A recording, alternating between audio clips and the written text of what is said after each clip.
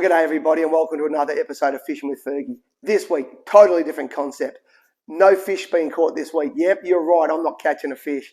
I'm not out there wetting a line, doing anything this week. So no fish are being hurt in the making of this episode. But what I'm doing this week is something different. I get a lot of people message me, viewers like yourself, which I really enjoy. I love hearing from you, and they ask me, Fergie, I saw you do this on the show. I saw this on your boat. How does that work? Can you explain to us how that does it? So what I've done, I've put together here today probably 13 or 14 of my favourite little bits and pieces, things that I have on my boat and I do in my fishing to make it safer, easier, and help me catch more fish. So I hope everybody enjoys this. Different concept, but I'm going to give you a lot of my little hints and tips today. Lots of little clips on what I do and help you be better on the water, enjoy your day, and catch a few more fish. Tight lines, and thanks for watching, guys. I really appreciate it. Well, g'day everybody and welcome to another one of Fergie's boating tips. So I've just returned home from fishing for the day. Had a great day out fishing, ran the Suzuki beautifully all day long. So now it's time to look after that motor and flush it out. So what I'm going to do there, I've got some of the Seaman Marine there in the engine flush and the little dispenser. Just going to fill the dispenser up, put it into the side port on the motor here, which is the freshwater flushing port that they have, and just let that run for the next few minutes while I unpack the boat. That's as simple as that when you get home. This here will remove any of the salt build-ups in that motor and leave it nice and dry in there and clean, no salt left behind. And that's what you want because you don't want any corrosion. So let me just show you how this works. It's pretty simple. Okay, so pretty simple. Step one. Step one's pretty simple. Get your bottle of flush there. Fill up the little dispenser, just like so. And screw that back onto here. Now, on the side of the Suzuki here, I've already removed the plug. I simply screw that into the side of the Suzuki.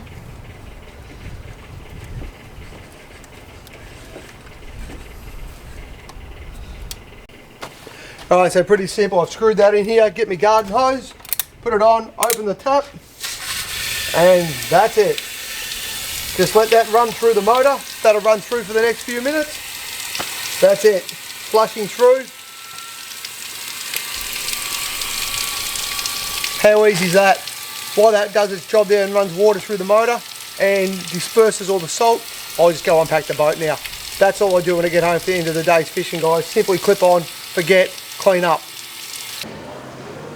Well, when it's time for me to buy new glasses for my fishing, I just simply come down into Kringle Optical and see David. G'day, Dave. Hello, Pete.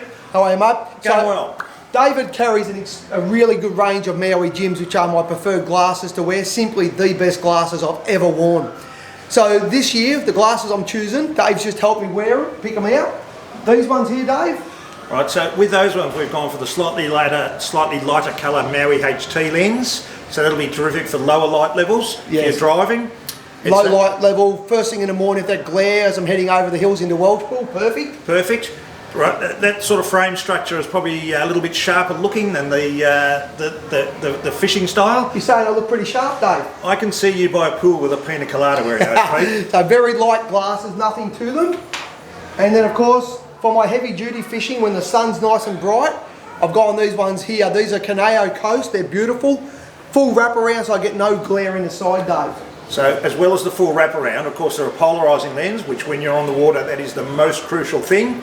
Maui Jim have some extra features too, Fergie. On the front surface of that lens, there's a little bit of silvering on the top and the bottom, so that gives you more protection from light, from either the sun coming down from the sky or reflected up, whether that's the water surface or the bonnet of your car. So it's a very high-tech polarised lens. And there you go, you heard it from the man. That is why I choose to wear Maui Jim and why I come to Kringle Optical, because the guys know their stuff. And the polarising for those people at home, the polarising removes the glare off the surface of the water, so that makes you feel more comfortable, which is important because we don't want fatigue and you don't want eye strain. But also in terms of your catch rate, you can pick out weed beds and reefs. You can pick out the sand holes for your whiting. You want to see the sandbar before you run over it. But what I want it for, Dave, is when I got that squid on and I can see his mate sitting 6 foot behind him, and that's what I use my Polaroids for. That works perfectly, mate. And you know what I'm even doing this time, Dave? These ones here, these beautiful ones here, they probably suit my face, make me look very sexy. These ones are for my wife. I'm shouting Penny a good pair of Maui Jims as well. So if you need a pair of good glasses, come down and see David and the team here at Kringle Optical here. They're the team to look after you on your Maui gyms. Thanks, Dave. Okay, thanks a lot, Pete. Well, g'day everybody and welcome to Fergie's Boating Hints. Today, just a quick talk on safety. It is law to carry a lot of safety gear, but not only is it law, it's bloody common sense, isn't it, eh? So what I do in my boat to keep it pretty simple, it's got to be always simple. One, I've got this big yellow bag here. It fits in my side pocket beautifully. It says on it pretty clearly, safety gear, right? Anytime someone gets in my boat that's never fished with me before, I tell them where it is. I point it out, say, guys, that's the holy shit bag, I call it. If something goes wrong, grab that bag. We want to be ready. It's got everything in it. The beautiful thing about that bag, I'll show you what it holds. This is what's in my bag. Got a torch, got to have a torch. It even works. Make sure it works. You'll get fined if it doesn't work. And because I'm a little bit anal, there's another small torch. Both of those are floating torches, and that's law. There's got to be a floating torch too. Remember that floating waterproof torch. I carry a spare battery because I will check this bag when I'm on the water sometimes and I'm a bit bored waiting for a fish to bite. Spare battery just in case. Obviously, flares as required. My inshore kit and a parachute flare.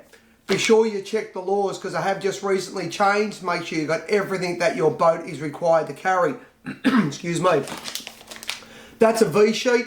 Not required in Victoria, but in other states it is, so I carry one of them just in case I'm in New South Wales. I am compliant. And that's a good hint. If you are going over the border to fish, make sure you check it. Okay? Make sure you check the laws where you're going. And of course, an EPIRB. EPIRBs, yeah, I've got to have it because I'm offshore, but I carry it just because it's a bloody good idea. 300 odd bucks these days. EPIRBs are cheap.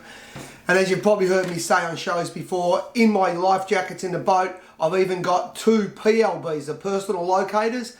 There's 2 jackets I wear, either the big full jacket or the small yoke.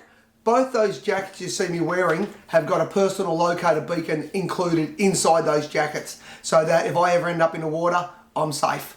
So make sure you check your safety gear. Make sure your crew know where it is. They get something like this. They're about 25 bucks or something. Most tackle shops sell those bags. Get yourself a bag like that. Put the gear in it. And also, another little handy hint, in my mobile phone is a reminder. There's reminders in there for yearly occurrences. When these flares are due, there's a reminder pops up in my phone a month before to go and buy new flares. Same as my EPIRB. AMSA will send you reminders, but it's in my phone.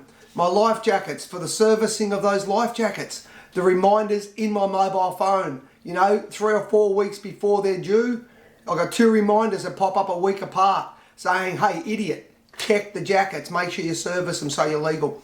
I don't want to rock up to the ramp, cop a $400 odd fine because I haven't got the right safety gear, but more importantly, I want to make sure my crew's safe. So that's a Fergie's Boating Hint. I hope that helps you. Be safe on the water, tight lines, and see you all soon.